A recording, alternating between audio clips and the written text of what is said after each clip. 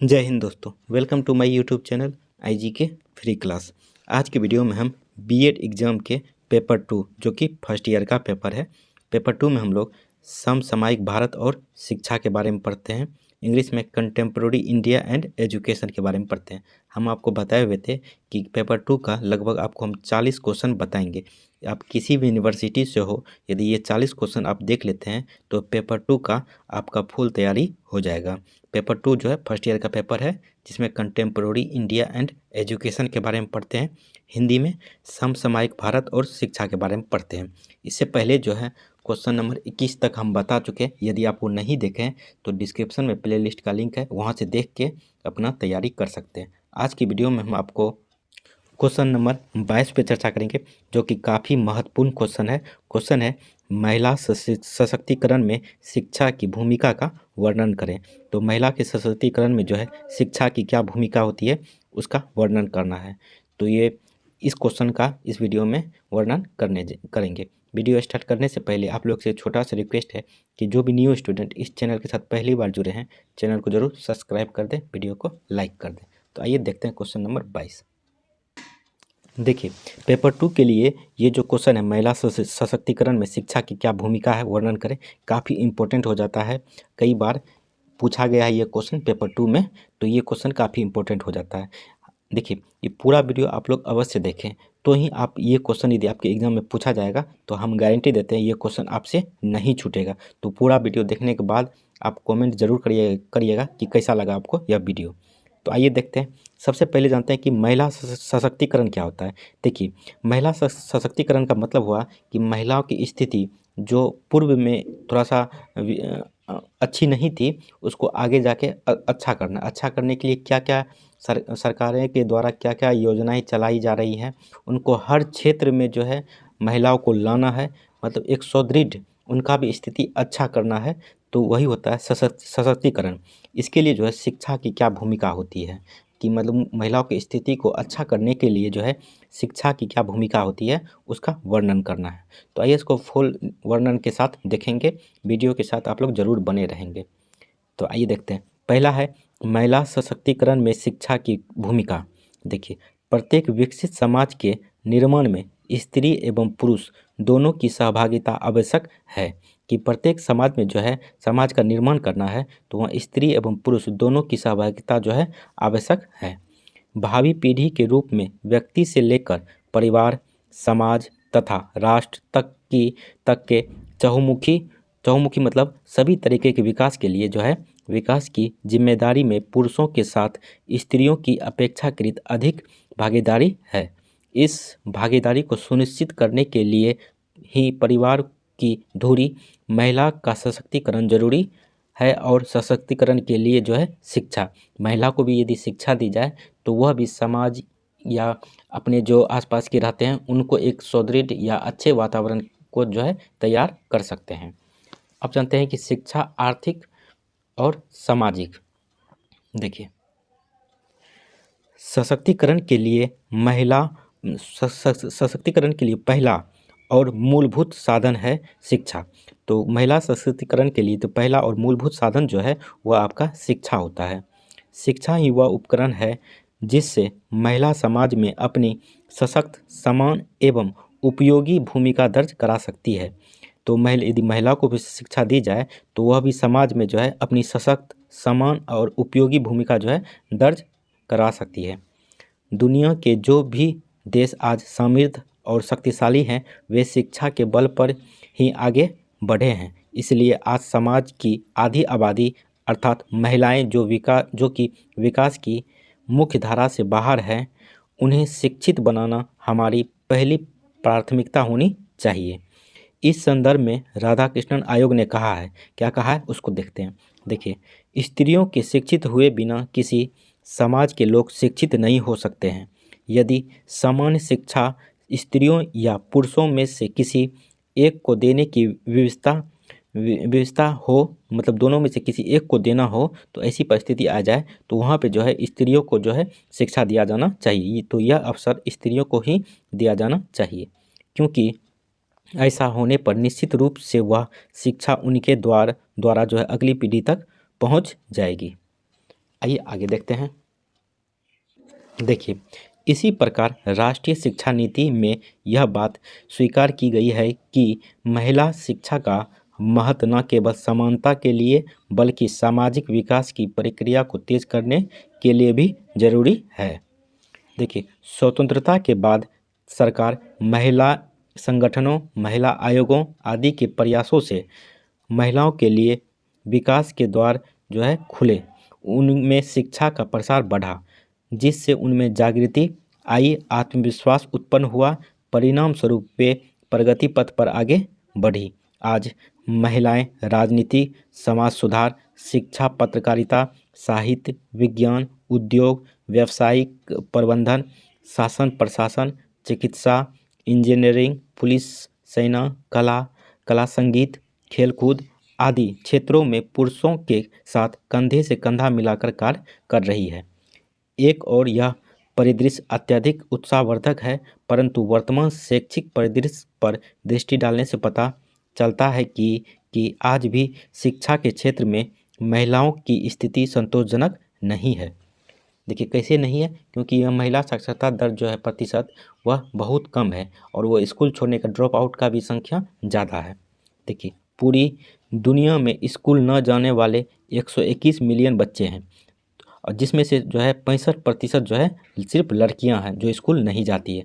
दुनिया के 875 मिलियन निरक्षर वयस्कों में 2/3 यानी 2/3 भाग जो है सिर्फ महिला की संख्या है। इसी प्रकार 2001 की जनगणना के अनुसार भारत में महिला साक्षरता दर जो है 53.67% है, जिसमें जो 2011 में जो है बढ़ा है, जो आगे हम बताएंगे। जिसमें नगरीय क्षेत्र की महिला साक्षरता 72.99% है तथा ग्रामीण क्षेत्रों की महिला साक्षरता जो है 46.58% है। अर्थात भारत में लगभग 50% महिला अभी तक शिक्षा से वंचित हैं। इसी प्रकार प्राथमिक स्तर पर प्रवेश लेने वाली बालिकाओं में से 24.82% कक्षा 5 तक की पढ़ाई पूरी नहीं कर पाती है। जो 100% लेती है महिला कक्षा 5 तक के पास करने के लिए, उसमें से जो है 24.82% जो है बीच में ही छोड़ देती है पढ़ाई अपनी और उन्हें विद्यालय छोड़ना पड़ता है। उच्च प्राथमिक स्तर पर यह प्रतिशत जो है और भी ज़्यादा खतरनाक है, जो है 50.76% बालिकाओं के बीच में ही विद्यालय छोड़कर घरेलू कार्यों में संलग्न होना पड़ता है। जो घरेलू कार्य में जो है उसे लागू मतलब कम करने के लिए लगा दिया जाता है। देखिए, स्कूल का दूर होना क्यों छोड़ा जाता है विद्यालय, उसका मुख्य कारण है कि घर से जो है स्कूल का दूर होना है, यातायात की अनुपलब्धता, घरेलू काम, छोटे भाई बहनों की देखरेख, आर्थिक एवं विभिन्न सामाजिक समस्याएं आदि कुछ ऐसे कारण हैं जो कि बालिका शिक्षा की राह में बाधा उत्पन्न करते हैं। आइए आगे देखते हैं। देखिए, आज बालिका शिक्षा का प्रसार ग्रामीण क्षेत्रों में करने की महती आवश्यक है, मतलब अति आवश्यक है ग्रामीण क्षेत्रों में महिला या बालिका शिक्षा पर को आगे बढ़ाना। देखिए, सरकार द्वारा विभिन्न योजनाएं के माध्यम से इस दिशा में निरंतर प्रयास किए जा रहे हैं। देश की विकासशीलता के परिवेश में विचार करना आवश्यक है कि महिलाओं की शिक्षा किस प्रकार की हो। महिलाओं को मात्र साक्षर न बनाया जाए, बल्कि उन्हें ऐसी व्यावसायिक शिक्षा देनी चाहिए जो उन्हें अपने पैरों पर खड़े होने में मददगार सिद्ध हो। सरकार को वैसी जो है महिलाओं को शिक्षा देनी चाहिए, व्यावसायिक शिक्षा, जो अपने पैरों पे खड़ा हो, खुद कमाए और खुद से अपना पालन पोषण कर सके। देखिए, यदि महिलाएं शिक्षित होकर आत्मनिर्भर हो सके तो उनको स्वयं का जो है महत्व समझते देर नहीं लगेगी तथा धीरे धीरे दूसरों की नज़रों में भी उनका स्थान महत्वपूर्ण हो जाएगा। शिक्षित, आत्मनिर्भर, सशक्त महिलाओं के द्वारा ही भारत को एक सशक्त एवं विकसित देश के रूप में निर्माण कर पाना संभव हो सकेगा। कि महिला भी शिक्षित होगी और अपनी भागीदारी देश के विकास में देगी तो एक तरह से सशक्त और विकसित देश भारत कहलाएगा। देखिए आगे, शिक्षा सामाजिक सशक्तिकरण के लिए प्रथम एवं मूलभूत साधन है। यह माना जाता है कि शिक्षा ही यह उपकरण है जिससे महिला समाज में अपनी सशक्त, समान एवं उपयोगी भूमिका की अनुभूति करा सकती है। यदि महिलाओं को भी शिक्षा दी जाए, उनकी भी शिक्षा प्रतिशत आगे बढ़ाया जाए, तो वह भी अपनी भूमिका यानी अपनी प्रेजेंट जो है सशक्त, समान और उपयोगी भूमिका जो है समाज को करा सकती है। देखिए, शिक्षा के आधार पर महिला में दक्षता, कौशल, ज्ञान एवं क्षमताओं का विकास होता है। शिक्षित महिला न केवल स्वयं लाभान्वित होती है, वरन आइए आगे देखते हैं। देखिए, उसमें भावी पीढ़ी भी लाभान्वित होती है, मतलब आगे आने वाली पीढ़ी को भी वह शिक्षा के माध्यम से उसे उपयोगी बना देती है, एक महिला यदि शिक्षित होती है तो। देखिए, शिक्षा किसी भी प्रकार के कौशल की प्राप्ति एवं विवेकपूर्ण दृष्टिकोण के विकास के लिए पूर्णतया आवश्यक है। महिला की शिक्षा से उसका शोषण रोकने में सहायता मिलेगी। तो महिला का जो शोषण हो रहा है, यदि महिला को भी शिक्षा दिया जाए तो उसका शोषण नहीं होगा। निर्णय लेने की क्षमता सशक्तिकरण का एक बड़ा मानक है। शिक्षा का निर्णय लेने की क्षमता से धनात्मक एवं सार्थक सहसंबंध है। न्यून शैक्षिक स्तर पर सीधा प्रभाव है। इस मानव पूंजी यानी मानव पूंजी जो है हमारा समाज का निम्न स्तरीय विकास, कुशलता का निम्न स्तर तथा श्रम बाजार में न्यून भागीदारी है महिलाओं का। महिलाओं की वास्तविक स्थिति से व्यक्ति, परिवार, समाज एवं राष्ट्र की सामाजिक आर्थिक स्थिति प्रभावित होती है। आइए आगे देखते हैं। देखिए, शिक्षा जीवन के दरवाजे की कुंजी है, जिसका देखिए काफ़ी इम्पोर्टेंट लाइन है। शिक्षा जो है जीवन के दरवाजे की कुंजी है, जिसका लक्ष्य ज्ञान रूपी प्रकाश को फैलाना तथा अज्ञानता रूपी अंधेरे को दूर करना है। मैकॉल एवं अन्य के अनुसार किसी भी समाज या राष्ट्र की प्रगति के लिए महिला शिक्षा को विशेष महत्व है। किसी भी शिक्षित समाज की वास्तविक स्थिति जानने का तरीका है कि हम यह जानने का प्रयास करें कि समाज में महिलाओं की शैक्षिक स्थिति कैसी है, उनको क्या क्या अधिकार प्राप्त हुए हैं और उनकी मूलभूत संसाधनों तक कितनी पहुंच है तथा राजनीतिक एवं सामाजिक निर्णय निर्माण की प्रक्रिया में उनकी कितनी सहभागिता है। देखा जाए तो महिलाओं की शिक्षा विकास का एक महत्वपूर्ण कारक है, जिसने महिलाओं का स्तर और उनकी समाज में भूमिका को उठाने में सहायता की है। जो महिलाओं की स्थिति जो दयनीय थी, वो शिक्षा के माध्यम से उनकी समाज में भूमिका को उठाने में एक मदद या सहायता मिलती है। देखिए, शिक्षा किसी भी व्यक्ति के सुखद जीवन की मूलभूत आधारशिला तैयार करती है। शिक्षा के द्वारा एक महिला असहाय एवं अबला से सशक्त और सबल बनती है। यदि शिक्षा महिलाओं को दिया जाए तो जो महिला असहाय होती है, शिक्षा के माध्यम से वह असहाय या अबला से जो है सशक्त और सबल बनती है। आइए आगे देखते हैं। यदि आप लोग को वीडियो अच्छा लग रहा है तो चैनल को जरूर सब्सक्राइब कर दें। देखिए, महिला सशक्तिकरण का तात्पर्य है महिलाओं में छिपी हुई उन शक्तियों, गुणों तथा प्रतिभाओं को विकसित करना जिनको व्यवहार में आकर एवं अपने विकास की ओर स्वयं कदम बढ़ा सके। यह कार्य केवल शिक्षा के द्वारा ही संभव है। विश्व विकास रिपोर्ट 1993 से 99 ईस्वी में जो प्रकाशित किया गया था, उसमें स्पष्ट करती है कि महिला शिक्षा आर्थिक विकास में सहायक होने के साथ ही प्रजननता को कम करके बच्चों को उचित पालन पोषण तथा माता पिता एवं बच्चों के बेहतर स्वास्थ्य में सहायक होती है। जो महिला शिक्षित होती है वह अपने परिवार में जो है कम बच्चे पैदा करती है, और कम बच्चे होने के कारण जो बच्चे के देखभाल जो होता है वह अच्छी तरीके से होता है और पॉपुलेशन भी कंट्रोल होता है इससे। देखिए, सामान्य तौर पर शिक्षा आर्थिक आत्मनिर्भरता में सहायक होती है। इससे महिलाओं का सामाजिक स्तर ऊपर बढ़ता है तथा उनका सशक्तिकरण होता है। इससे महिलाओं का सामाजिक स्तर ऊपर बढ़ता है तथा उनका सशक्तिकरण जो है होता है। आर्थिक स्वायत्तता से निर्भरता एवं पुरुष प्रधानता तथा वर्चस्व ध्वस्त होने से न सिर्फ महिला व्यक्तिगत स्तर पर लाभान्वित होगी, अपितु सामाजिक स्तर पर भी जो है ऐसे परिवर्तन घटित होंगे कि पुरुष प्रधान सामाजिक व्यवस्था जो है छिन्न भिन्न होकर रह जाएगी। देखिए, होता क्या है कि हमारा समाज जो है पुरुष प्रधान है। यदि महिला को भी साक्षर किया जाए तो महिला भी कमाने लगे, वो अपने पैर पे खड़ा हो जाए, तो पुरुष प्रधान की जो सामाजिक व्यवस्था वह छिन्न भिन्न हो जाएगी। आइए आगे देखते हैं। देखिए, रह जाएगी और जगह एक नई समाजवादी व्यवस्था उभर कर सामने आएगी, जिसमें जो है महिला और पुरुष दोनों का महत्व जो है समान महत्व होगा।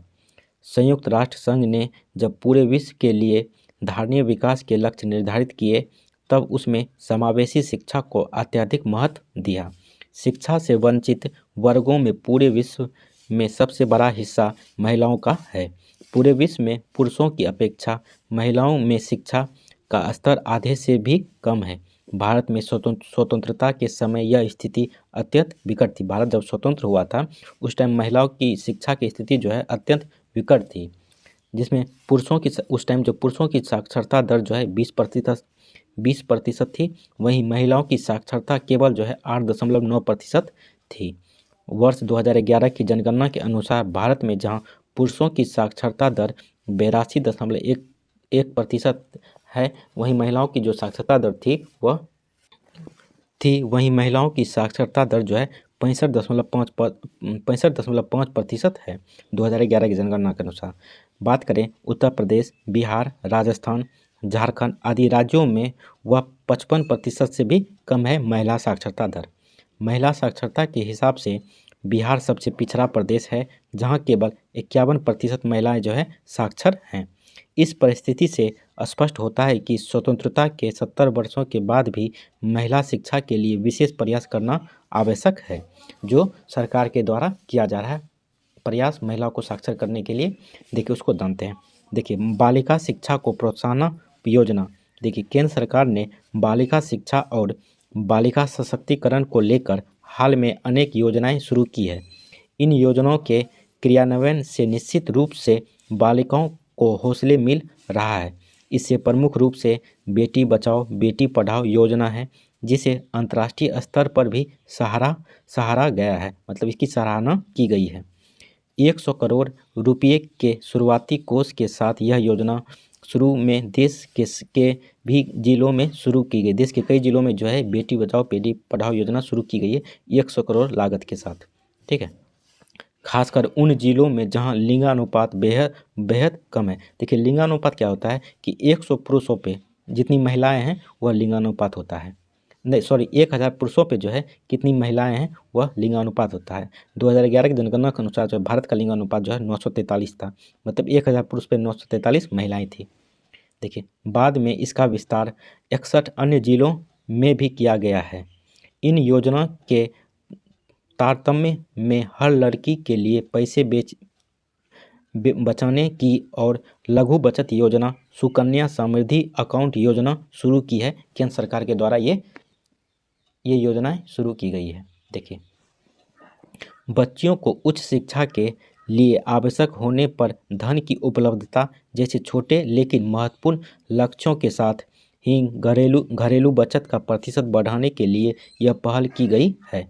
यह योजना माता पिता को अपनी लड़की की बेहतर शिक्षा और भविष्य के लिए पैसे बचाने के लिए प्रोत्साहित करती है। साथ ही केंद्र की ओर से शैक्षिक रूप से पिछड़े 3479 उपखंडों में 10वीं और 12वीं कक्षा के छात्रों के लिए 100 बिस्तरों वाले छात्रावासों की स्थापना की है।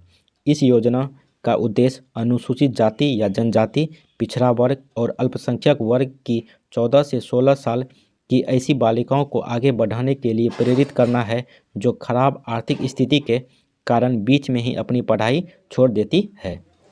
आइए आगे देखते हैं।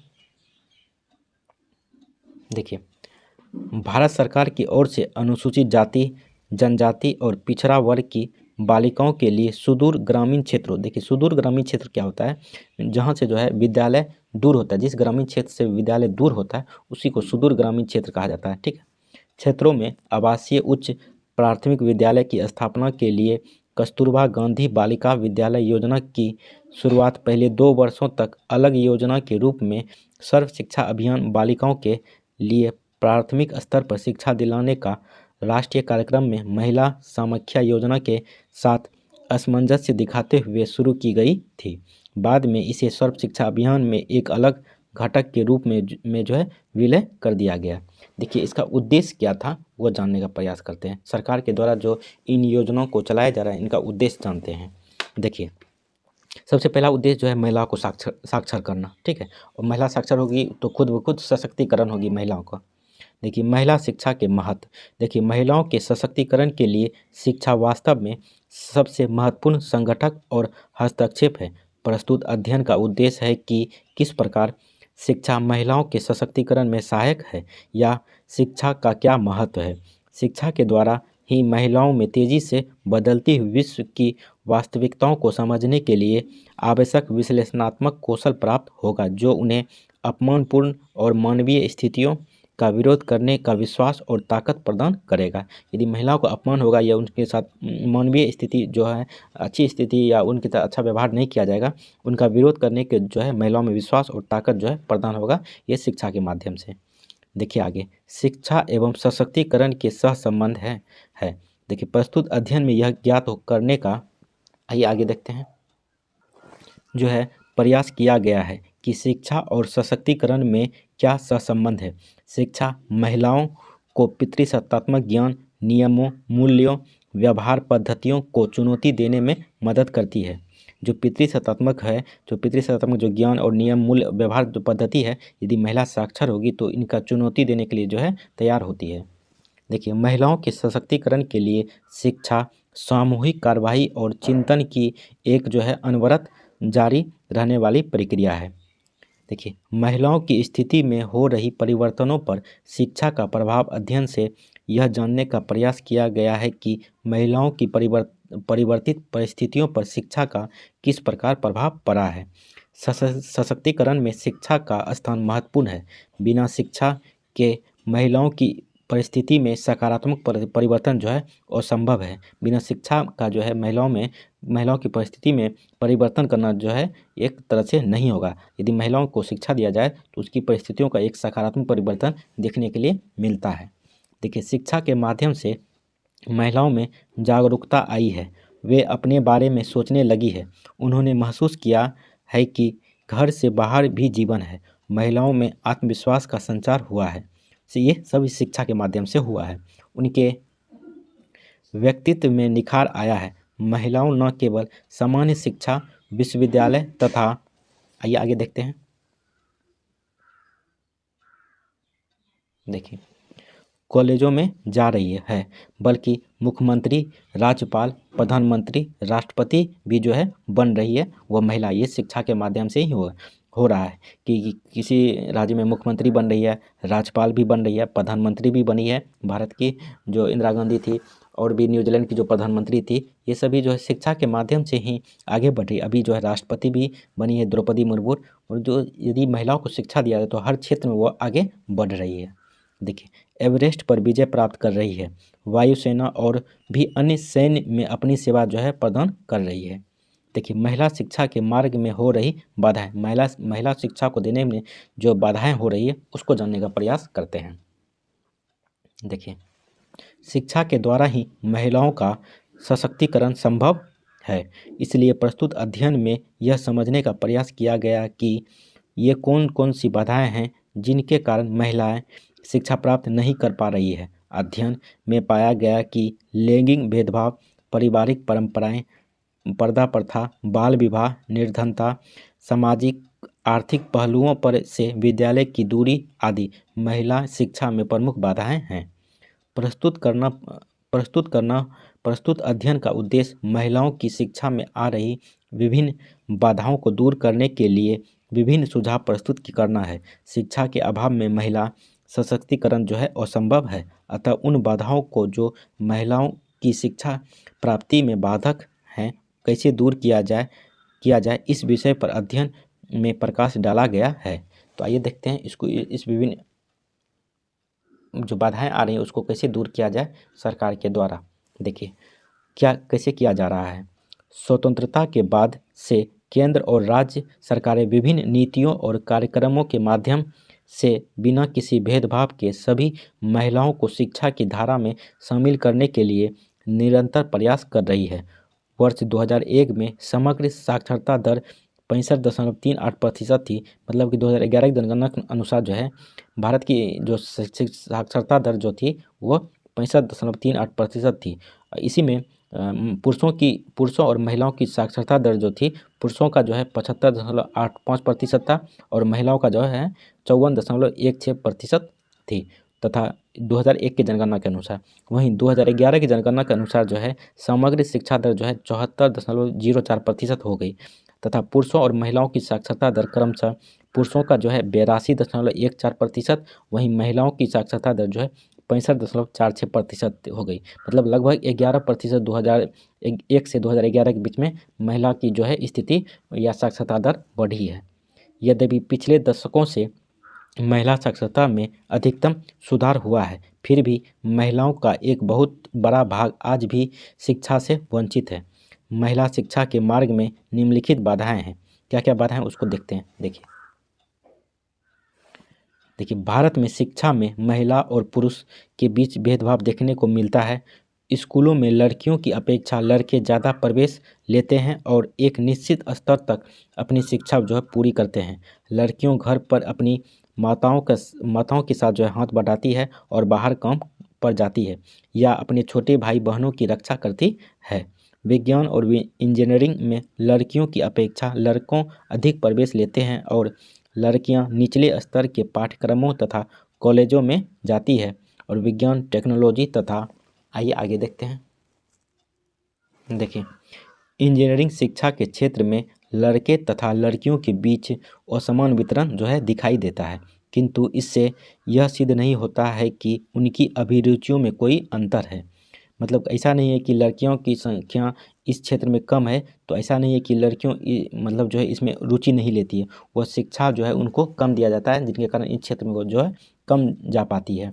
देखिए अभिभावक बेटियों की पढ़ाई को विवाह पर होने वाले खर्च के साथ जोड़ते हैं, इसी कारण ये अपनी लड़कियों को उसी स्तर तक पढ़ाते हैं जहां वे उनके लिए सुयोग्य वर ढूंढ सके। छोटी आयु में विवाह होने के कारण लड़कियों को पढ़ाई के अवसर प्राप्त नहीं हो पाते हैं। निर्धनता लड़कियों को मतलब जिसके पास धन नहीं है वो लड़कियों को शिक्षित होने के अवसरों में स्पष्ट रूप से बाधा डालती है।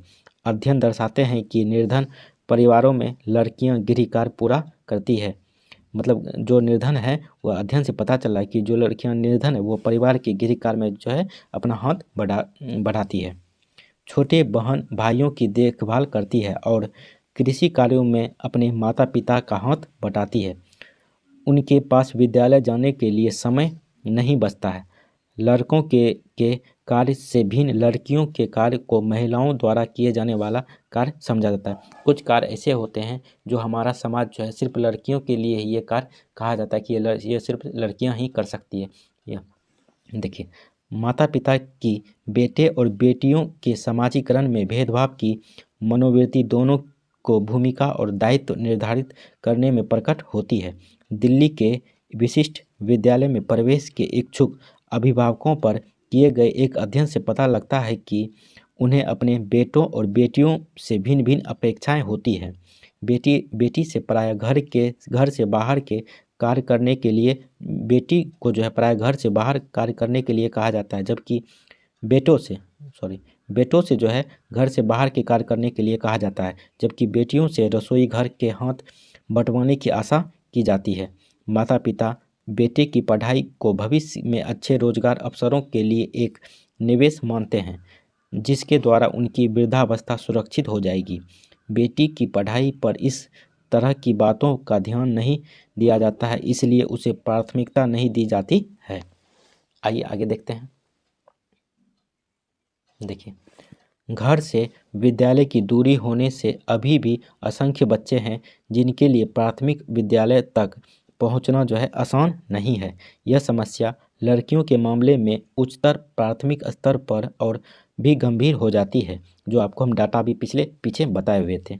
सर्वेक्षण से पता लगता है कि केवल 37% ग्रामीण आबादी को निवास स्थान के नज़दीक जो है उच्चतर प्राथमिक शिक्षा उपलब्ध है, सिर्फ 37% में ग्रामीण क्षेत्र में। इसमें से 3 किलोमीटर की सीमा में 48% बच्चों को एक उच्चतर प्राथमिक विद्यालय उपलब्ध है, जबकि जो है 15% आबादी के साथ जो है 3 किलोमीटर से अधिक दूर पर जो है उच्चतर प्राथमिक विद्यालय जो है स्थित है। जिन 5 राज्यों में प्री सर्वेक्षण हुआ था वहाँ पाया गया कि कि जिन गाँवों में प्राथमिक विद्यालय नहीं है वहाँ लड़कियों प्रायः कक्षा 5 के बाद पढ़ाई जो है छोड़ देती है। इसका कारण यह है कि माता पिता अपनी लड़कियों को पढ़ाई के लिए दूसरे गांव में भेजना पसंद नहीं करते हैं।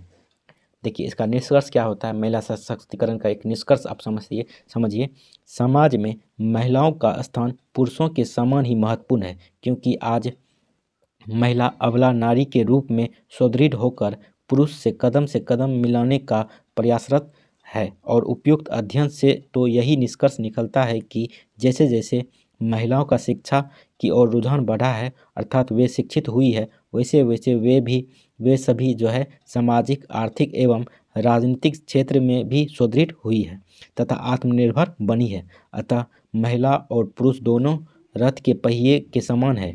यदि एक निर्बल और घटिया हुआ तो समाज का रथ जो है निर्विघ्न आगे नहीं बढ़ सकता है।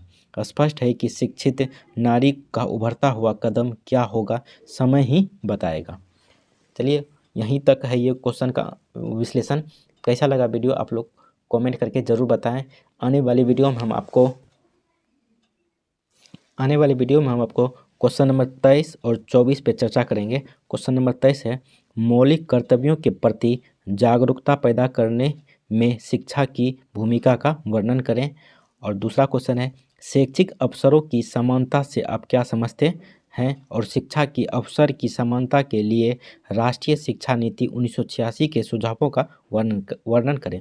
आने वाले वीडियो में हम आपको 23 और 24 बताएंगे। इससे पहले जो वीडियो क्वेश्चन नंबर 21 तक जो बता चुके हैं, यदि आप वो नहीं देखें तो डिस्क्रिप्शन में प्लेलिस्ट का लिंक है, वहाँ से देख के अपना तैयारी कर सकते हैं। क्योंकि आप लोग का एग्ज़ाम नज़दीक आते जा रहा है, जितना से ज़्यादा क्वेश्चनों का तैयारी रहेगा उतना अच्छा रहेगा। ये 40 क्वेश्चन का तैयारी आप कर लेते हैं तो इसी में से आपको एग्ज़ाम हॉल में क्वेश्चन देखने मिल जाएगा। चलिए कैसा लगा वीडियो कमेंट करके आप लोग ज़रूर बताएं। चैनल को अभी तक सब्सक्राइब नहीं किया, चैनल को भी ज़रूर सब्सक्राइब कर दें, वीडियो को लाइक कर दें। चलिए थैंक यू, जय हिंद।